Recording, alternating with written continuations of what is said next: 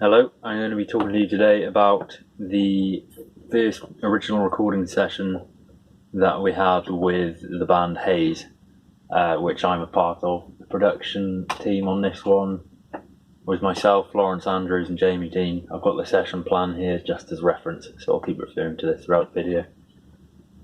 I'll say at the start that in the session plan we said that we hope to finish recording home by 2:30, but we didn't.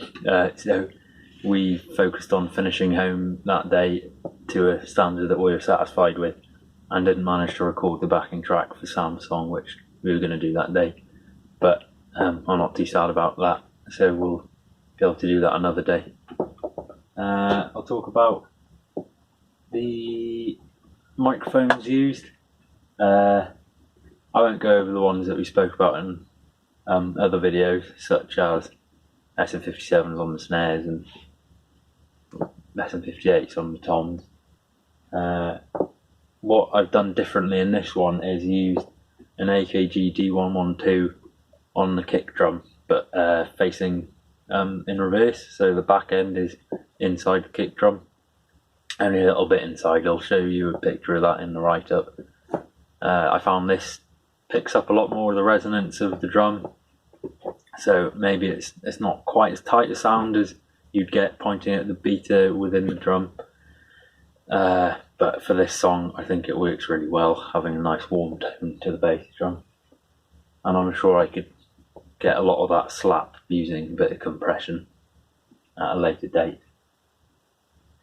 The overheads, used the ORTF method with capsules about 7 centimeters apart with an angle of about 120 degrees. This was what information I gathered from the Bobby Osinski book, the Recording Engineer's Handbook. I found that listening back to it, it gave a nice balance of the kit as a whole. There wasn't too much of one thing and too much of the other. It was nicely balanced. The cymbals were nicely balanced. Everything was good about it. It did present a challenge in actually getting a centre for the snare, as in the snare being in the centre of the stereo image, but we fixed that with a bit of balancing in the gain. It wasn't too much. The bass guitar used an SM57 and a DI. The SM57 pointing pretty much directly at the speaker cone just off the cage to stop it rattling. As said in the Live Like Animal session, we will have to be careful with phase issues in this one. So that'll all be fine. Lawrence decided he wanted to bring his cassette in, which was pretty cool.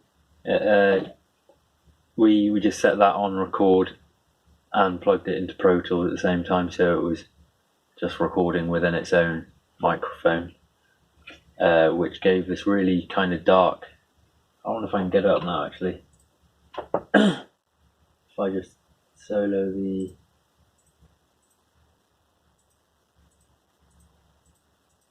This is the cassette solo.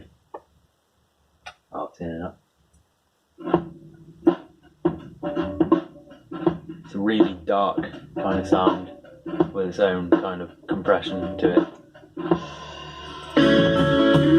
Sorry about that. Yeah, so that was quite interesting. It'll be interesting to see how that fits within the mix and whether it'll be usable or not.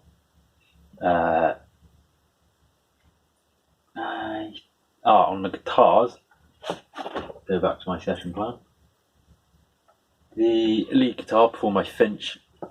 We started him off with an SM57 into a Marshall, with all his tones done by himself, and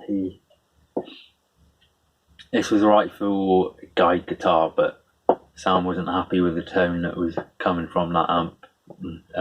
It didn't kind of meet his vision. So we ended up overdubbing the lead through Sam May's guitar amp. so he could dial in exactly what he wanted. The microphones on this, we had a C414 about 1.5 foot away from the cab and an SM57.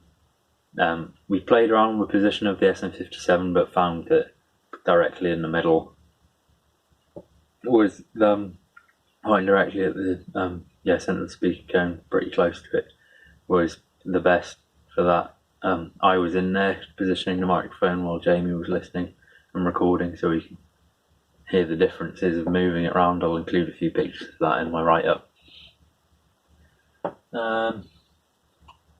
Vocals, just a C414. The whole thing was similar to the Glue recordings, where we had all the band members in the room with Lawrence in the other room hitting record. So we just did the guide vocals on the C414 and then overdubbed the proper ones afterward. Sam was finding it hard to sing and focus on his guitar part, so we ended up getting a guide vocal and then keeping that, and then we just all play along to the guide vocal to ensure that we wouldn't get lost within the song, which worked pretty well. But I mean, this is probably part of the reason why we didn't finish on time, due to having to faff around with this, amongst other things. That's about it for that. Thank you.